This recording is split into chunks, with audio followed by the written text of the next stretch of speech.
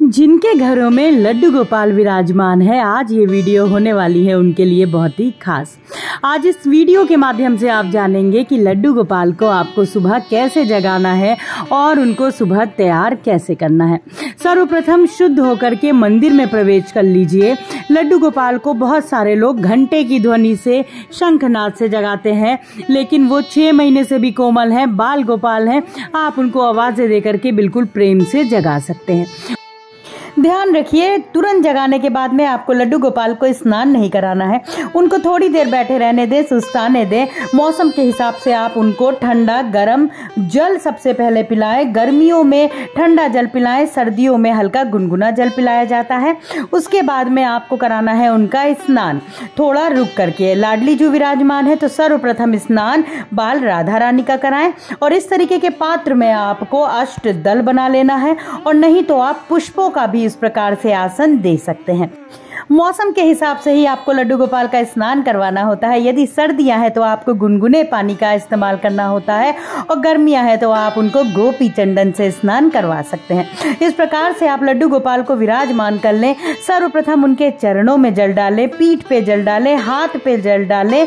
कुल्ला के भाव से आप उनके हाथ को और चरणों को धुलें। उसके बाद आप उनके चेहरे पे जल डालें। इस प्रकार से आपको लड्डू गोपाल की बहुत ही सरलता से स्नान कराना होता है, और आपको मंत्र जाप अवश्य करना होता है। श्री कृष्ण गोविंद हरे मुरारी, या जो भी आप मंत्र जाप करते हो उसका आप मंत्र का उच्चारण अपने मन ही मन कर सकते हो जी। गोपी चंदन से इस प्रकार से लड्डू गोपाल का स्नान करवा लीजिए। बहुत ही आराम से आपको स्नान कराना है। ध्यान रखिएगा कि अंगूठे का प्रयोग लड्डू गोपाल की सेवा में नहीं होता है। गोपी चंदन से अच्छे से स्नान करा लेने के बाद में लड्डू गोपाल को अच्छे से पोंछना मत भूलिए। आप एक साफ टॉवेल लड्डू गोपाल की सेवा की, स्नान के बाद की अवश्य जरूर अलग रख लें। उसके बाद में आपको लड्डू गोपाल को अच्छे से पोंछना होता है, और आपको लड्डू गोपाल का करना है सुंदर सा श्रृंगार। मौसम के हिसाब से लड्डू गोपाल की पोशाक सेवा होती है। यदि सर्दियां हैं तो आप उनको ऊनी पोशाक पहनाएंगे, और गर्मियां हैं तो आप उनको कॉटन की हल्की पोशाक पहनाएंगे।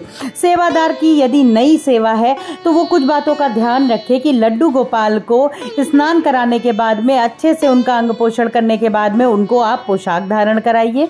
आप चाहे तो दिन के हिसाब से भी उनको पोशाक धारण करा सकते हैं।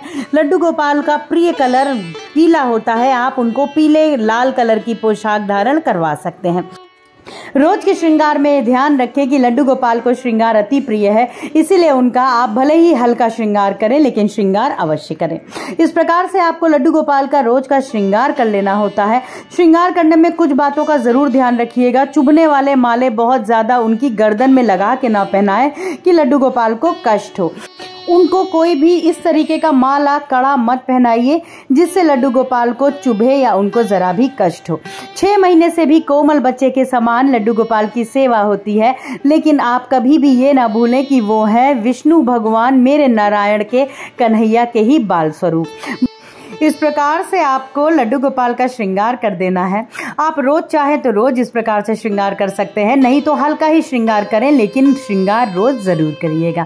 लड्डू गोपाल को गोपी चंदन अवश्य लगाइए। गोपी चंदन आपका शुद्ध होना चाहिए। यदि आप इत्र लगा रहे हैं तो ध्यान रखिएगा कि इत्र भी आपको मौसम के हिसाब से लगाना है, और आपको इत्र बिल्कुल प्योर और ओरिजिनल लेना है, जरा भी उसमें केमिकल नहीं होना चाहिए। इस प्रकार से लड्डू गोपाल का आपको कर लेना है श्रृंगार। कुछ लोग बहुत गलती कर देते हैं कि वो इत्र जो है अपनी लोकल मार्केट से भी ले आते हैं। आप इत्र चाहे जहां से भी खरीदिए, लेकिन पहले आप स्वयं से ध्यान दीजिए, स्वयं से जरूर टेस्ट कर लीजिए। हल्का सा इत्र आप अपने हाथों के पीछे लगा के देख लें, उसमें जरा भी जलन वगैरह नहीं होना चाहिए।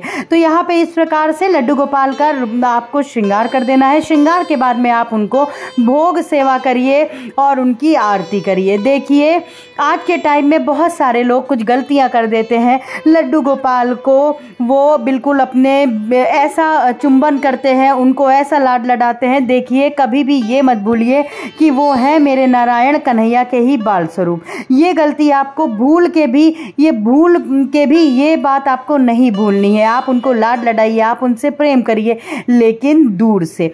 आपको उनसे लाड भी लडाना है, प्रेम भी करना है, लेकिन एक मर्यादा में रह के। तो इस प्रकार से आपको लड्डू गोपाल का श्रृंगार कर देना है।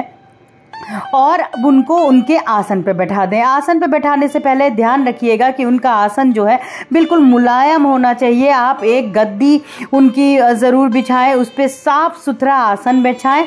आसन बिछाने के बाद में उनको उस पर विराजमान कर दीजिएगा। विराजमान कर देने के बाद में लड्डू गोपाल का रोज के खेल खिलौने उनके पास में अवश्य रखें। देखिए, इस प्रकार से आपको रोज के उनके खेल खिलौने अवश्य रखने होते हैं। उनका भोग जो कि बाल भोग है, बाल भोग में आपको दूध मिष्ठान ज़रूर रखना होता है।